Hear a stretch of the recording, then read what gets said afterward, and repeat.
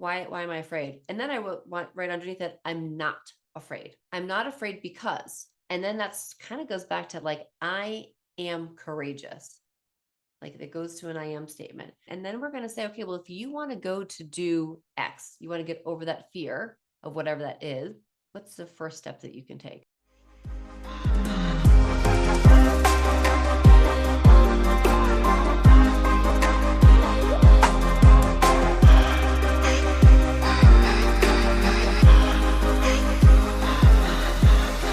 Hello, Jaclyn. Thank you very much for joining us today. Well, thank you, Marty, for having me. It's such a pleasure to join you on this podcast. It's really a great opportunity to share with you and your listeners. So I appreciate it. Me too, me too. And I'm very, very happy that you're here. And tell me, for anybody listening, for anybody that is not yet familiar with who you are and what you do, can you introduce yourself to us? Sure. So my name is Jaclyn Strominger. I am the CEO and founder of Leap to Your Success.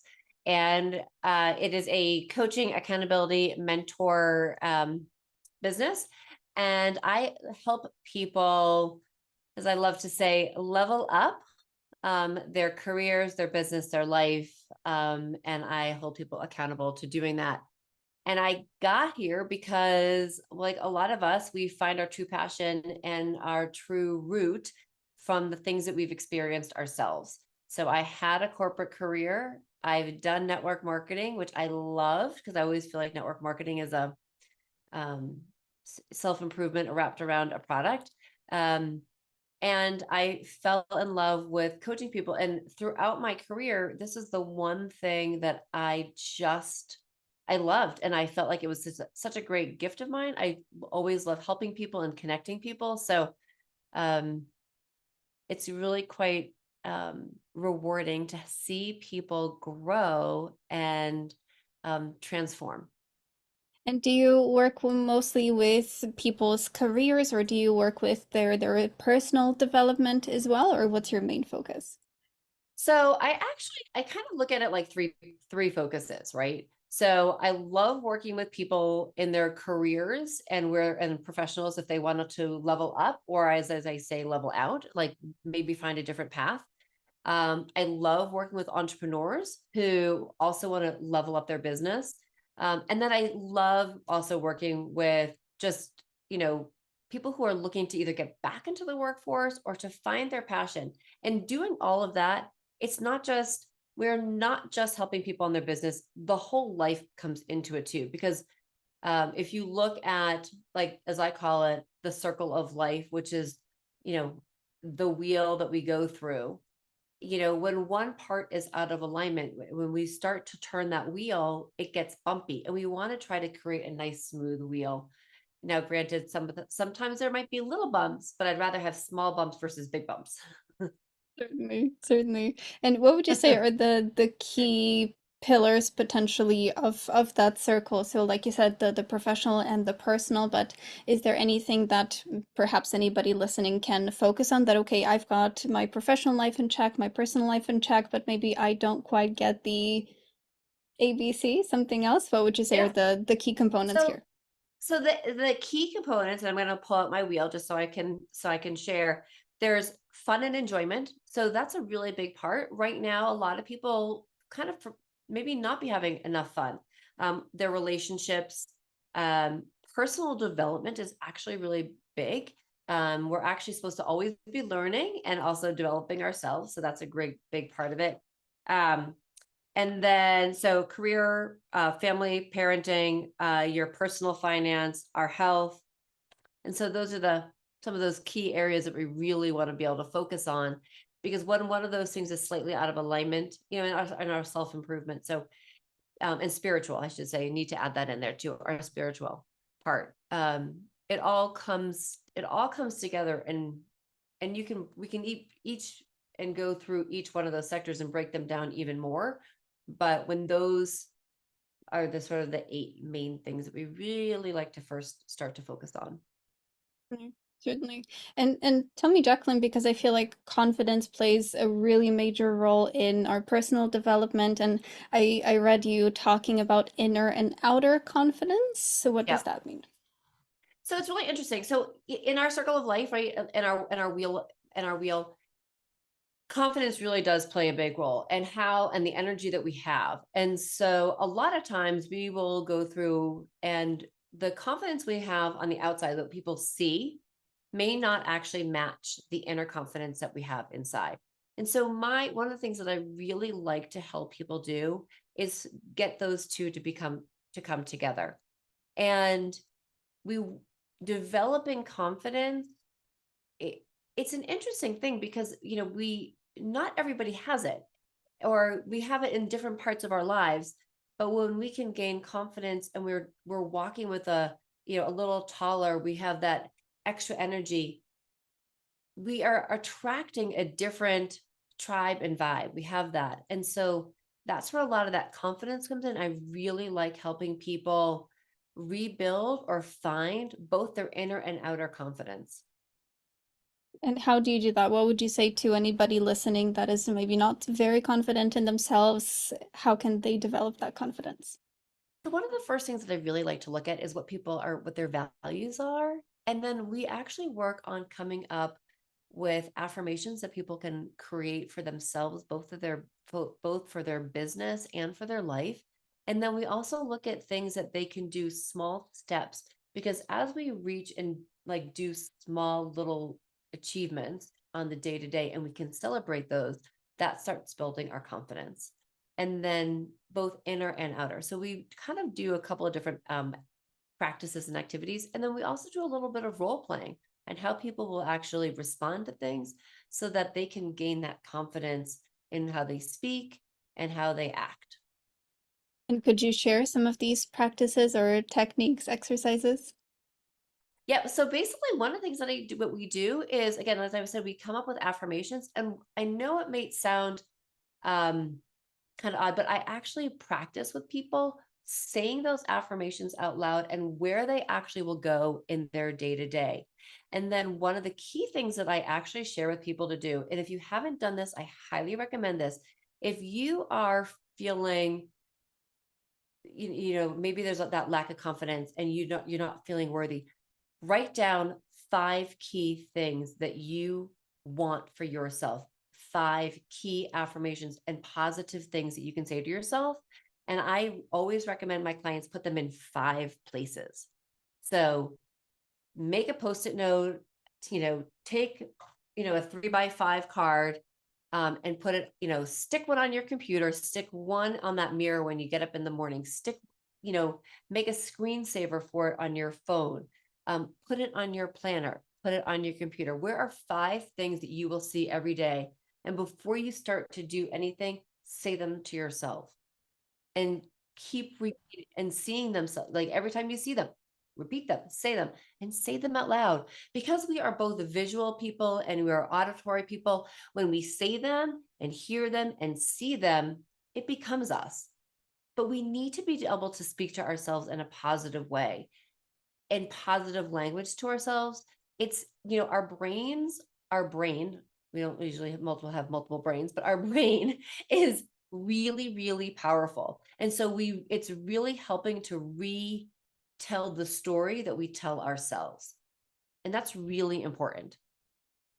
Certainly, certainly, Jaclyn. I would really love to reiterate that for anybody listening, that it is really what we tell ourselves that becomes our reality at the end of the day. And I would love to get your input into what you mentioned with affirmations, because I feel like maybe this is something that I might take for granted, but for anybody listening that is not really familiar with how they work, or maybe what they should look like, are there any schemes or any templates for affirmations? Should they start with I want something or I am something? What would you recommend?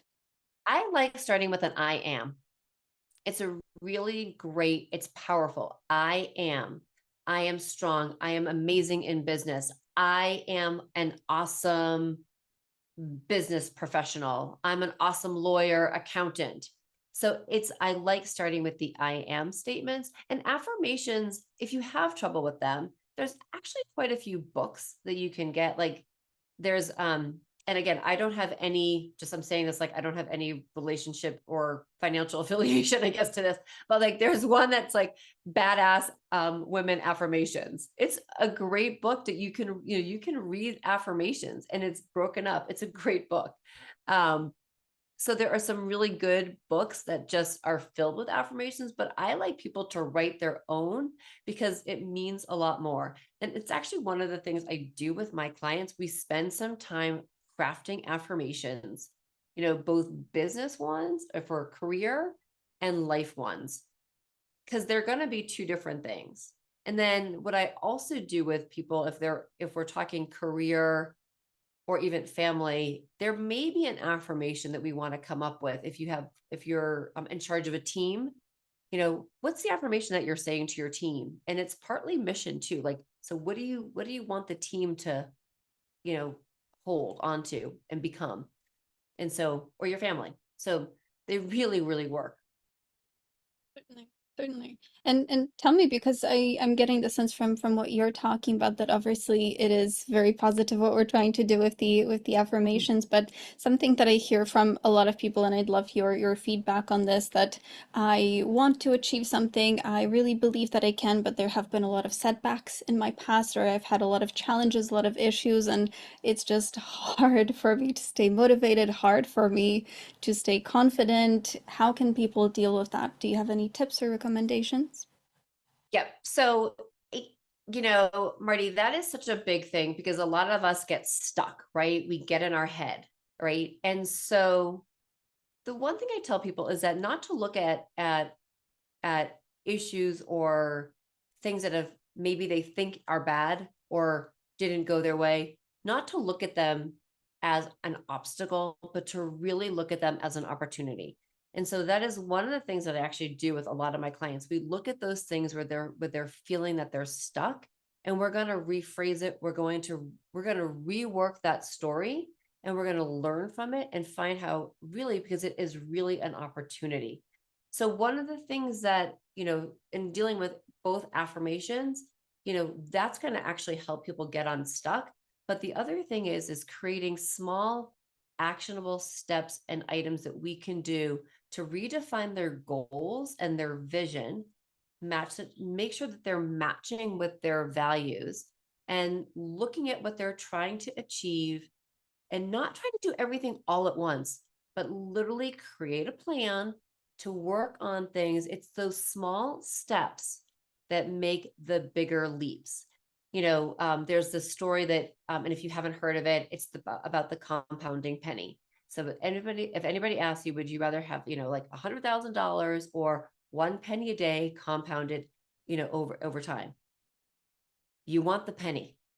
Trust me, you want the penny. It's going to compound and it's going to grow.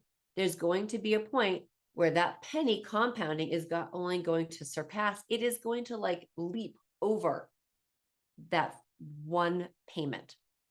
So it's the same thing with those little steps. And when we do those little steps, we also have time to celebrate the little wins.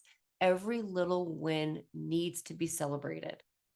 It's like, losing weight. It's like, oh, I lost a pound. Yay. No, you lost a pound. Woohoo. Right? You've got to celebrate it because that's going to keep us going. Or I saved $10. It's a huge celebration. Don't go out and spend it, but go and celebrate it. Find a way to celebrate Good it lesson without there. spending. But it's really true. We need to celebrate those little wins. And again, and that's just, a lot of these things are things that we probably already know, but it's actually putting them into practice and being consistent too. And that's the key thing too. Consistency is the root to a lot of it, because you can start doing something for 5 days and it might feel great, but it's creating that habit and consistency of putting it really into a daily practice is really where people see the differences. That's really, really powerful, Jaclyn, and there is just so much to unpack with what you said.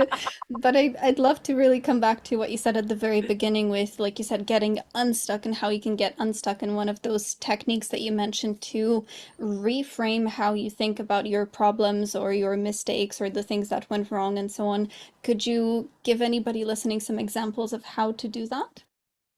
Yeah. So let's just say you have, um, I'll use sales for example. Okay. So let's say you didn't get a certain client. Okay. It's not that it's looking at it and saying, you know what, not saying, oh my God, I messed up. I didn't get that. It's like, okay, you know what? That client was not right for us. That client was not the best fit. And if I want to find the right client, what can I do differently to attract the right client? Or I did a great presentation. What can I learn from what I did? Because I am good at what I do, and I might need to just reframe how I say something. So it's it's taking what we do, and if we're feeling that something's not going right, it's evaluating. It's not like we've done anything wrong or we're not good at it. We just need to learn from it and figure the ways to reframe it. So even if um I like learning a new language, right? Learning a new language takes time and effort. So you might go and be listening to something, and you might go then out to a store or a bodega and try to practice. And maybe you say the wrong word, but that's okay. That's learning. You know, we grow from what we learn from, and it's not like it's a mistake or we didn't do it right. It's our learning time. That's a learning moment. Okay, I've learned something new. Good job. Pat yourself on the back, right? It's how we talk to ourselves, right? So it's the voice inside our head that we need to make sure that we're talking to ourselves also in a positive way and not putting ourselves down. And if you have something like, I'll give an example of myself. So when I was growing up, I was told all the time that my parents would say to me, I had a really big nose. I'm just gonna be honest. I had nose surgery. I had rhinoplasty surgery. Okay. Um, but that wasn't really the issue. The issue really was that my parents would tell me all the time that, Jaclyn, you know what, you've got a great personality, but guess what? Don't worry. Well, we'll get your nose done, and you're going to be better off. Okay. Okay. I mean, seriously, like major mess up, right? In my head. But it was a story that I kept telling myself. Was it really true? No. I mean, because beauty is within, but beauty is also, and what we tell ourselves lies in the eyes of the beholder. But the beholder who knows how we are has to start with the beholder looking in the mirror, right? So it's also the story that we need to tell ourselves. We need to look in the mirror and tell ourselves the right story. The person in the mirror looking back has to feel it too, inside and out. So for me, like I could tell anybody, it doesn't happen overnight, but trust me, like the story that I mean, I did get my nose done. I did look different, but it didn't matter because internally I didn't feel it. I still was that, oh, good personality, but that schnoz is looking kind of big. Like it, so it's telling ourselves the right story. And by telling ourselves the right story, we can change the way our brain is thinking. Certainly. Certainly. And that's a really wonderful point because I feel like a lot of people get stuck on that, oh, what will other people think of me? Or, oh, they don't think I'm qualified enough, or I haven't done the right studies, or I haven't gone to the right school, and oh, I'm not supposed to be here. Well, that doesn't really matter if they think that, as long as you believe that it's true. But if you stop believing, like you said, you got it done, you fixed yourself, so to speak, but it didn't matter because it wasn't your problem, it was other people's problem. And that's such a powerful message. And Marty, what you just said is actually also really something I really want to share too, is if we look and feel and know that we can do something, we have to believe what is true here as the truth, right? So if you are saying to myself, oh my God, they don't think I'm good enough, or they think, do you really know that's how they think? Unless somebody has told you to your face, if you start to think that, like, oh my God, if I start to think, oh my God, Marty must think I'm freaking stupid. No, you don't. I don't know that. You've never said that to me. So I need to say, you know what? Marty thinks I'm freaking smart. I know I'm smart and I'm awesome. And you need to tell yourself that. Unless somebody actually tells you something, it's not true. So it has to be true to you here, true to you and your heart, and really truth out there. And it's really important. And it's a real, and if there's kids listening to this, I know, because I've got kids and adults too. It's like, if you're around a bunch of people and you think, oh my God, they just don't like me, or they look at me funny, change the narrative. It's not true. You don't know unless you actually engage with them and they say something to you that actually is exactly what you're thinking. Otherwise, I'm going to bet they just don't know you, and they don't know you well enough to have an idea of who you are. You just have to put yourself out there. A really perfect message, and I feel like this ties very nicely into, oh, they think this, they think that, and I really love to tell people, look, most people just think about themselves. Most people aren't even thinking about you to begin with, not to mean it in a negative way, but just realize that you really matter because nobody else is thinking about you, so Right. that's And a honestly, nobody really cares. And honestly, and if you actually meet somebody and they really automatically develop an opinion of you before actually getting to know you, then guess what? They're not your people anyway. Right. So, and I know that's a harder lesson, I think, for teenagers and kids, but it's really true. And you need to remind yourself that, like, if no one's had a conversation with you and has actually like said any like two words to you, they don't know you. So all you can say to yourself is, I'm an awesome person and everybody loves me. That's a much better mindset. Definitely, definitely. And tell me, Jaclyn, on the flip side of that, if that has happened, if somebody, let's say, started a conversation, and let's say, I feel like this very, ties very nicely into the whole fear of rejection, that, oh, what if they say no to me, and then what if that happens? What if they reject my job application, or whatever that might be? And when it does actually happen, how do you recommend people dealing with that? Because I feel it's one thing to fear it, and then when it actually happens, you're like, oh no, my worst fears have come true. How do you Right. deal with that? So there's two things. One is people become afraid of asking, right? So they get in their head, well, if you don't ask, the answer is always no. And I know that's, you can listen to, Michael Jordan always talks about it, we miss all the shots we don't take, right? Because you didn't take the shot. And and it's the narrative that you tell yourself, right? So if you apply for a job and you don't get it,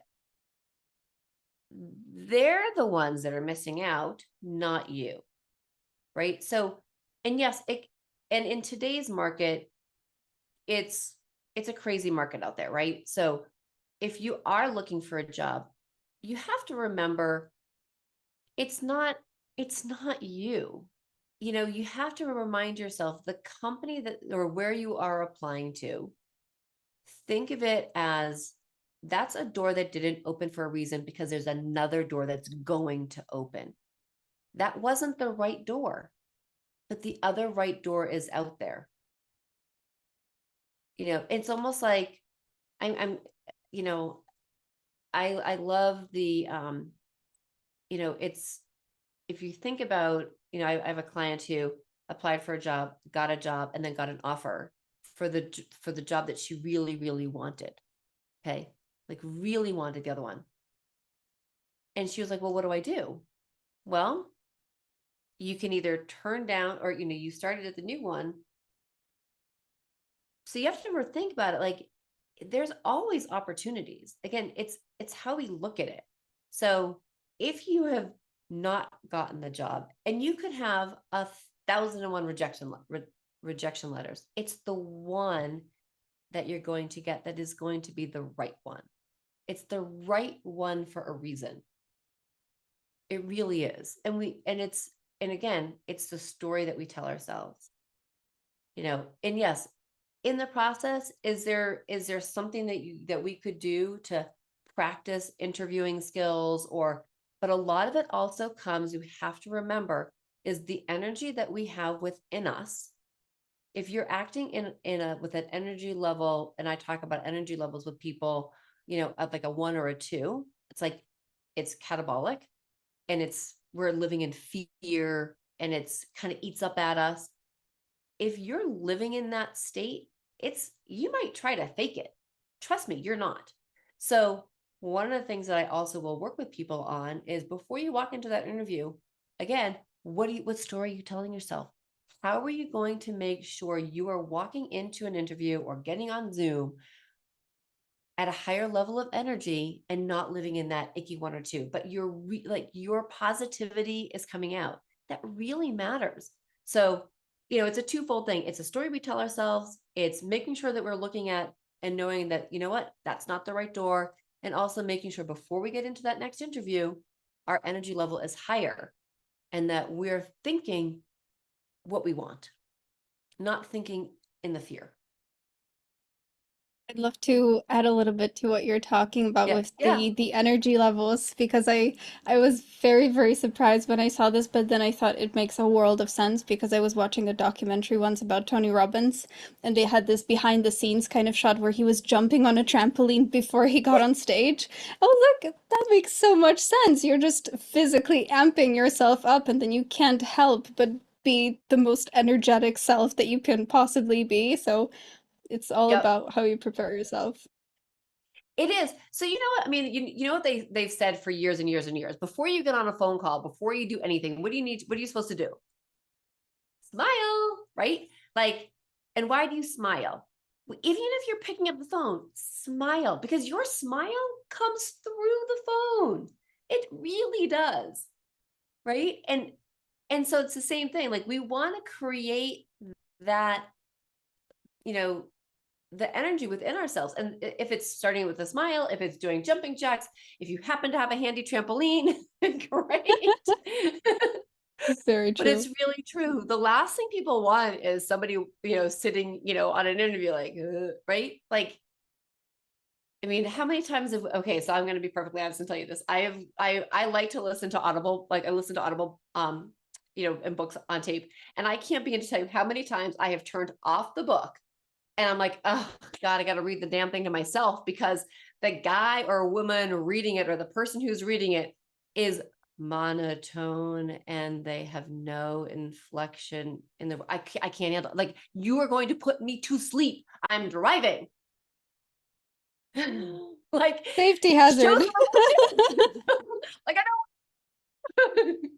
This is Love like what that. I want to listen to going to bed. So it really matters. And so it's really, so again, all of that takes place into and it starts with our head and it goes into our heart, but it also looks at, one of the things that I think is so important is that, as part of our energy can get sucked away if we're doing things that don't meet our values and our core values. So, or you're not living in and of integrity with yourself too. So we want to also think about what we're doing on a day-to-day basis in our work and our life.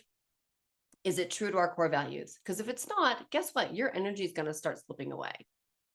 And so that's actually one of the things that I actually talk to a lot of my clients about. So, like, one of my clients who's actually looking for a job right now, I mean, she even just said, she's like, I got into this interview and the interviewer asked me a question and I got stumped, and her energy just kind of went right out, and she spewed something off, because thinking that's what should happen. But in actuality, we need to pause and gain composure so our energy doesn't go flying out, and find a way, if we're to answer it and with a higher level of energy, and with authority. So, and there's, like I talk to people about breathing techniques too. Like if they're getting flustered or if they need a time to pause, to literally put their fingers together and kind of feel their fingers. And if you're just sitting in a meeting, you can just kind of like be going like this, or even if you're, folding your arms is not obviously the best because it's kind of how your, body language is. But if you're in a meeting and even if your hands are on the desk and you're pushing, you can just push your fingers on the desk or the table. No one's going to know what you're doing, but you're actually kind of starting to center yourself a little bit more. And then you can use that time, assuming that you're not talking, and to do a few deep breaths and then collect your thoughts. That's a wonderful technique, and I'm wondering if you can share any others because I'm thinking with what you were talking about before, that kind of energy, that resonating. But I'm thinking about all the introverts listening to this and all the people that are not just super out there internally. What do you recommend to those people? Maybe like you said, job interview or networking. How can they, let's say, break out of their shell, so to speak, and become a little bit more confident, be more out there, show more energy? Yep. So one of the things is, so let's talk about networking, because networking is really important. As people walk into networking events, it's like you walk into this room and you're like, I don't know anybody. Well, it's a good thing you don't know anybody. The point is that you're there to network, right? So one of the things that I actually recommend people do is to think of questions to ask, because you don't, in a networking event, the last thing you want to do is throw up on somebody about what you're there for, right? The whole point about networking is also to learn about other people and make connections, because the connections and getting to know people like to do business with people that they know, like, and trust. So how do we do that? Well, I like to tell people to think of three things that are gifts. Like, let's just say Aladdin came to your door and Aladdin said to you, I want you to give you three gifts. What are those three gifts? And they could be anything. They could be something that's tangible, or it could be something that's sort of non-tangible, right? So what are those gifts? And think about those. And so if I'm meeting you for the first time, I might just say, hi Marty, I'm Jaclyn, how are you doing? You know, um, and then I might say, so I always like to ask people, if Aladdin were to give you three gifts, what would they be? And you start to get to know people. Or you might even come up and say, you know what, let's say wherever you are, you want to come up with like, so if it's at a restaurant, what's your favorite food? Do you consider yourself an adventurous eater? Like, I've never eaten at this restaurant before. So if you're at a restaurant for a networking event, it's just kind of coming up with at least three questions that have nothing, key thing is nothing to do with your business or the other person's business. It's just getting to know them and doing something to learn about them. So that's sort of one thing. Other big thing about walking into a networking event, make sure your name tag is on your right side. It's here. And why is that? If I go to shake your hand, I'm not looking left to see what your name is. I look right at you. Interesting. Good Little tip. tip. Yeah. Little tip. Right. Right. And so if you are in a place and you are feeling a little flustered, or if you are in a job interview, or if you are in a meeting, one of the tips, it's a really nice way to deep breathing or to do something that's tactile. So as I said, like either holding your fingers together so you can feel the ridges and do a couple of deep breaths, a pause, even if it's for 10 seconds, it starts to feel a little uncomfortable, but it's okay. Silence is okay. So even just putting your fingers together, or if you are holding a pen, or if some people, a lot of times, if you're at a networking event, you might be holding a business card in your hand. So if you're just holding that business card in your hand and you just really feel the card, it actually helps calm you because you're feeling it and you're moving your fingers a little bit back and forth. No one's going to notice. It's just a way to feel calm. And oh my God, I can't think of the name. I think it was, oh, I know what it was. It was actually, I think the movie is Made in Manhattan. I can't remember the movie actually, but, and I can't remember the characters either, but one of the things the guy was actually, I can picture the guy's face, but I can't picture his name. Anyway, but he talked about holding a paperclip in his pocket. And it's that thing where you hold, like if you're pushing and you know that that paperclip is there, you can put your hand in your pocket and hold, like feel it. It's just a tactile sensation. And it does help calm you and get you centered and knowing that you're sort of, you're doing what you're supposed to be doing. And it really does help calm your nerves. It's a little trick, but having that something that you can touch to just bring you back and create that calmness. And I suppose all of this is much easier when you're meeting people or networking online, like you said, via Zoom or social media or something like that, then hopefully nobody can see you and nobody can see Well, what you're doing with your hands. but So, actually, so it's really interesting. When I'm actually at a networking event and I'm feeling uncomfortable, a lot of times I might be holding my business cards. No one's going to see my hand moving. Like if I'm standing, like you can't really tell that I'm moving my hands and my fingers, but but I'm on here. So it's, or if you're at a networking event, maybe it's putting, don't be doing like this with your pen because that's annoying. But but if you have that something that you put in your pocket, you can definitely put your hand in your pocket, or maybe it's a piece of jewelry. You might just actually don't like be twirling it around, but you might just hold like a ring, or like, I could be holding my necklace. It's something that you can do to create a pressure sensation where you're doing something that's a little tactile. And it's very discreet. a grounding, certainly. And I love what Yep. you said, Jacqueline, and I'd love to say that again for anybody that missed it, that even the pros get nervous and even the pros might feel uncomfortable. So it's not that, oh, everybody's so much better than me, just learning to handle it better. Right. And it takes practice. So you have to think about it. You mentioned Tony Robbins going, and backstage, jumping up and down on his trampoline. I mean, that's a way to get, to create a level of energy. And I'm sure he didn't do that the first time he walked out on stage. Right. So Got it. it's learning. But yes, the pros, all I would say, I think most people have something that they do to get them prepared to do something outside of their comfort zone. And as you keep doing those things outside your comfort zone, it does get easier. Like people in talk about, oh my God, I'm afraid to go live on Facebook. Well, just do it, right? Like the more you do it, the more comfortable you become. So if you're afraid of public speaking, yes, there's things you can learn. You can go to Toastmasters, you can go to, Dale Carnegie, you can go to all these other things. But as soon as you actually do it and you're in doing it, the first time, guess what? It's like the first time might be uncomfortable, but it does get easier.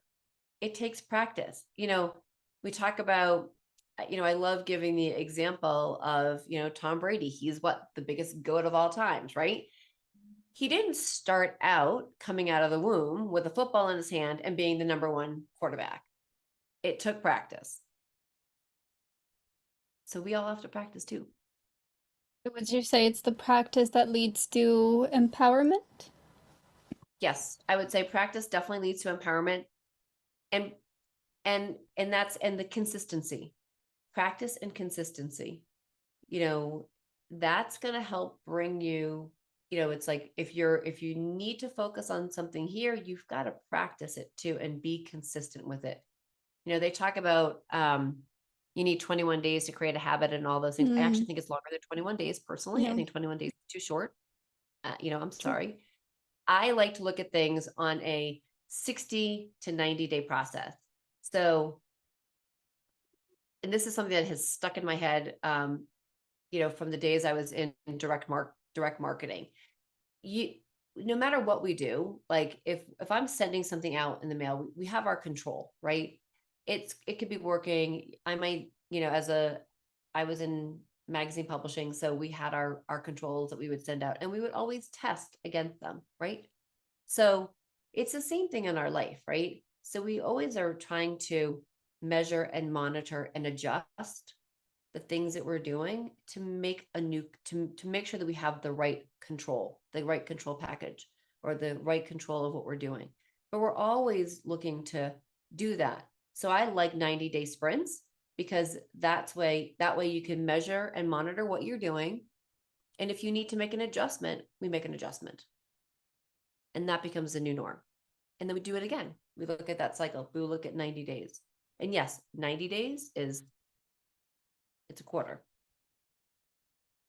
But it's, to me, 90 days really is where you solidify something to see where it's going to go. You've put it into place, you put it into practice. Is it the right thing? Do we need to tweak it? And if we do, that's okay. And like you said, Jaclyn, I feel like it's always that first step that's the most challenging. And I've experienced that so many times myself that, oh, I don't know how to do this. Maybe I shouldn't. And then I do it. And oh, was that it? Is that everything? And it just feels Right. so much simpler once you actually get it done. So definitely good motivation to just close your eyes, jump into the deep end and see what happens. Right. I actually love sharing, it's kind of goofy, but you think about it, the first time you go to an exercise class, okay, nothing's going to happen. I mean, no one's going to do anything crazy, but it's that feeling, that fear. Oh my God, I've never done spin before, or I've never done Zumba, or I've never, whatever. It's a brand new class. It's a brand new gym. So it does take a little bit of courage to actually, put the clothes on, drive yourself there, open the door, get in and do it. But once you do, you feel good. And if you keep doing it, like, not only do you feel better, healthy, but you're also creating a new connection with new people. So it's the same thing, if I didn't go to that class, where am I going to be today versus 90 days from now? I'm going to be better off 90 days from now if I do that. So it's also trying to look at things like saying, okay, if I can, give myself a little bit of courage and get over a fear, because really what's holding me back, it's nothing's going to happen to me.